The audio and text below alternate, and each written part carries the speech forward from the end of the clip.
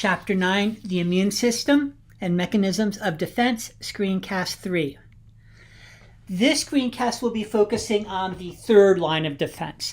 And what this actually does, it's going to recognize and target specific pathogens and foreign substances. So remember, the previous was non-specific. So different things would be responsible for stimulating those branches. Here we're talking about a different type of defense that's specific. Another characteristic is the specific defense system has memory. So what that means, it remembers the initial exposure, and if you're exposed to that particular pathogen again, it responds very quickly and aggressively. Now, a lot of this is based on the ability to recognize self from foreign self. Self are those cells that belong to us, and foreign would be invading cells. Also, the ability to distinguish between healthy cells and abnormal cells, typically those affiliated or associated with cancer or tumor cells. Antigen is any substance that triggers an immune response. Generally, they're a protein or a polysaccharide on the outer surface of a virus or invading cell. If we look at MHC, major histocompatibility complex, these are proteins, self-antigens that are on human cell surfaces, enabling recognition of self, and also enable immune system to distinguish self from non-self. Another role that the MHC proteins play, that's what they're trying to match the most for an organ transplant. So it's not just blood type, they're trying to match these major histocompatibility complex proteins. Now, lymphocytes play the major role in specific defense, and we have two different types of lymphocytes. We have B lymphocytes, and they're responsible for antibody-mediated immunity. Antibodies, those are proteins made by B lymphocytes that bind and neutralize specific antigens. They're active against viruses, bacteria, and soluble foreign molecules. Whereas T lymphocytes, this is cell-mediated immunity. They directly attack foreign cells, they coordinate the immune response, and they're active against a whole host of various pathogens, including parasites, viruses, fungi, intracellular bacteria, cancer cells, and specifically cells that have a non-self MHC. That's important, okay? Now, B cells, they're going to be activated when they actually recognize an antigen, and then they're going to divide into two cell types. Memory cells, they store the information for a later time if you encounter that particular pathogen, and plasma cells, which are actively secreting the antibody, which will bind to the antigen. So let's take a look at this process of how B cells actually work. So here we have mature inactive B cells. Now they're specific for different antigens that would be found in lymphatic tissue. Here's a bacterium with surface antigens. And notice we now have an inactive B cell binding to the bacterial antigen. It's now activated. So when that B cell binds to that particular antigen, we have the activation process beginning, and then we see the two different types of cells that are formed. We have memory cells, and remember, those are there in case or when you expose to that particular antigen again. And then we have the plasma cells, which are actively producing antibodies into circulation.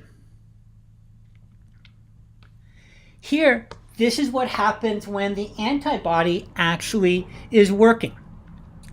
So it encounters a pathogen with the right surface antigen, they bind to it, and they now form an antigen-antibody complex.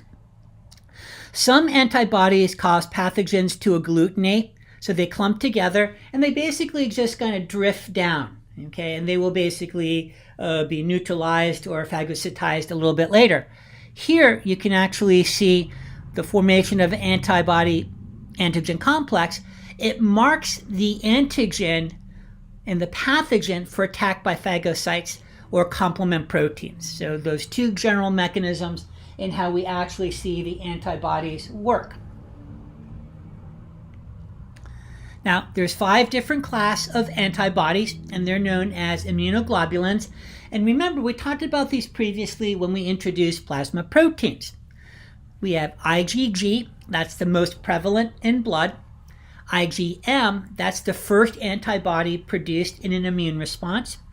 IgA, those are found in body secretions such as breast milk. IgD, the function of this particular antibody is not clear at the moment. IgE, they play a major role in allergic responses. Here we can basically see an antibody, and what's important, there's a site on the antibody to bind or connect with the antigen, and we can see that here. The next type of specific immunity involves T cells, and this is cell-mediated immunity. T cells, they're originating from stem cells within the bone marrow, and they mature in the thymus. So that's where the T is coming from. If we look at general, 2 different types of T cells, don't worry about CD4 or CD8. We're not going to go there, okay? I want you to be comfortable with helper T cells and memory T cells, and then we have cytotoxic T cells. So that's what I want you to be comfortable with. Now, T cells, they must be presented with antigen by antigen-presenting cells. So they can't just go out on their own. They have to be presented to them. Examples of antigen-presenting cells include macrophages or B cells. Here, let's kind of take a look at this, how this MHC complex actually is embedded within the protein. And so what we see here is the antigen, okay? And notice it's engulfed through phagocytosis. There's going to be lysosomes that are partially digesting the pathogen. And then look what happens here. A vesicle containing the MHC molecules binds to the digestive vesicle. The MHC molecules and a fragment of the antigen form an antigen-MHC complex. Now, the antigen-MHC complex, you can see it here. Okay, so you have the MHC complex with the antigen on it, and notice it's exposed on the outside. That's how it can actually present it to a T cell. Now, there's generally 3 different types of T cells. We have helper T cells, and they're kind of the regulators of the immune response. They secrete cytokines which actually stimulate other cells of the immune system. So think of them as the generals, okay? They're basically directing all the forces. HIV, that viral infection specifically attacks helper T cells. There are cytotoxic T cells, and they actually directly attack and destroy abnormal cells, so tumor cells or cells that have been infected by a virus. And then we have memory T cells, and those will be reactivated when exposed to that antigen at a later time. So here, let's take a look at the helper T cells, all right? And so we have the MHC molecule, there's the inactive T cell, and notice what happens here, okay? So when it binds to the antigen-presenting cell, and you can see that MHC molecule, it's now activated. So we get the memory T cells, and they're getting ready for a future exposure. And here we actually see them cloning, and that's a term when they just multiply at an exponential rate. And here we can see them actually producing the cytokines. So these are the helper T cells, and we saw the memory T cells. Now let's take a look at the cytotoxic T cells. Once again, don't worry about CD4 or CD8. So the beginning is very similar. You have to activate the cytotoxic T cell. So the antigen-presenting cell that's bound to the MHC complex interacts with the cytotoxic T cells. Once again, we have the formation of memory cells for a future attack. Again, this exponential cloning of that activated T cell. And now you can actually see how it will attack. It has a target that it will attack and directly kill. Here we can actually see some examples, okay, of how that actually happens.